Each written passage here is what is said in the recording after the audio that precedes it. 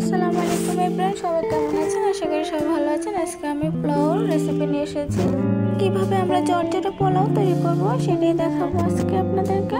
দিয়ে দিলাম প্যানে সাদা তেল, তারপর দিয়ে দেব তেজপাতা, তেলে দারুচিনি দিয়ে দিলাম, তারপর দিয়ে দেব পেঁয়াজ কুচি। আমি হালকা করে পেঁয়াজ কুচিটা ভেজে নেব।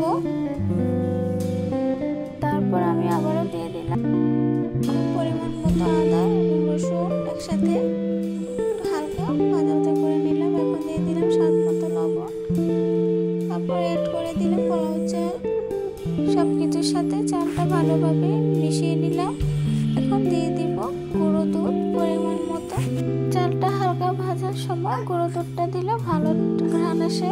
তারপর আমি গাজর অ্যাড করে দেব পোলাও চালের সাথে, ভালোভাবে মিশিয়ে নেব। তারপর আমি পরিমাণ মতো পানি অ্যাড করে দেব।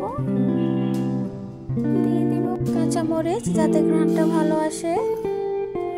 ভালোভাবে নেড়ে চেড়ে নিয়ে ঢাকনা দিয়ে দেব। আবারও আমি ঢাকনা উঠে দেখব কেমন সিদ্ধ হলো। দেখুন খুব সুন্দরভাবে পানিটা শুকিয়ে গেছে এবং চালটাও সিদ্ধ হয়ে গেছে। এখন আমি ভাপে রেখে দেব। দেখুন খুব সুন্দর ঝরঝরে হয়ে গেছে।